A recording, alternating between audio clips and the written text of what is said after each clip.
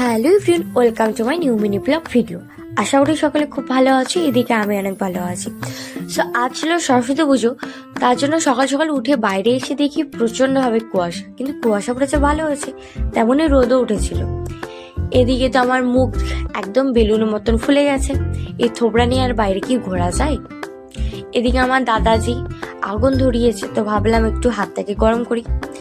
এটা হাত গরম করছি না আগুনের উপর জাদু করছি বোঝা বড়ই দায়। এদিকে আমি আমার বাবার হাবাতা বড় একটা জুতো পরেছি, কিন্তু আমার বড়দের জুতো পরতে ভীষণ ভালো লাগে, লাগুক জোকরের মতন। এদিকে আমি স্নান টান করে রেডি হয়ে পড়েছি। রেডি কি, শুধু ড্রেসটাই পরেছি, কোনো কিছু মুখে মেকআপ টেকআপ করিনি, দেখেই তোমরা বুঝতেই পারছো। তো চলো, আমি মণ্ডপে চলে এসেছি। আমাদের ছোটোখাটো মণ্ডপ আমরাই এটা তৈরি করেছি বলতে গেলে, কারণ আমাদের কোনো প্ল্যান ছিল না পুজো করার এইবার, কিন্তু সকলে আমরা কোথায় অঞ্জলি দেব সেই ভেবে আগের রাত্রেবেলা আমরা একটা ছোট করে পুজোর আয়োজন করি।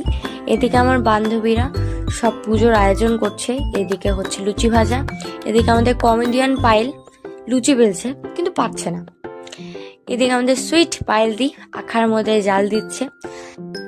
যেহেতু আমাদের কোনো প্ল্যান ছিল না পুজোর, তো তার জন্য কেউ গ্যাসের আয়োজন করিনি আমরা, তো ওই জন্য মাটি খুঁড়ে আমরা একটা ছোট্ট আঁকা বানাই, তো সেখানে আমরা সব রান্না বান্না করি পুজোর। এদিকে আমি একটু আঁকার জাল দিচ্ছিলাম, তো তারপর বাইরে এসে দেখি আমাদের পায়েল দি ভীষণ সুন্দরভাবে আলপনা দিচ্ছে, আমার তো ভীষণ সুন্দর লেগেছে। তোমাদের কেমন লাগছে অবশ্যই কিন্তু কমেন্টে জানিও।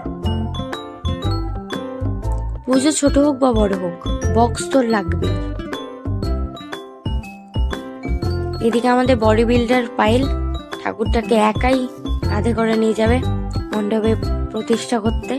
চলো দেখা যাক আমাদের বডি বিল্ডার পায়েল কিভাবে ঠাকুরটাকে নিয়ে যেতে পারে। গুটি গুটি পায়ে আমাদের পায়েল যাচ্ছে মণ্ডপে, চলো সবাই আমরা দেখতে থাকি। তারপর আমাদের পায়েল সিঁড়ির মধ্যে উঠলো, তারপর ঠাকুরটাকে বসালো, এই তো হয়ে গেল। কিন্তু আমি ফার্স্ট টাইম দেখলাম যে বিনা আর হাঁস এরকম ভাবে খোলা খোলা আছে। আমি যতবার দেখেছিলাম এরকম ভাবে সেট করা থাকে, এটাই ফার্স্ট টাইম যে আমি এরকম খোলা দেখেছি। কিন্তু সরস্বতী মাকে অনেক সুন্দর লাগছে।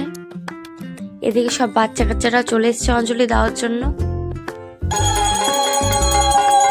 তারপর ঠাকুর মশাই এসে পুজো করতে একবারে বসে পড়ে। তো চলো পুজোটা তোমরা দেখো।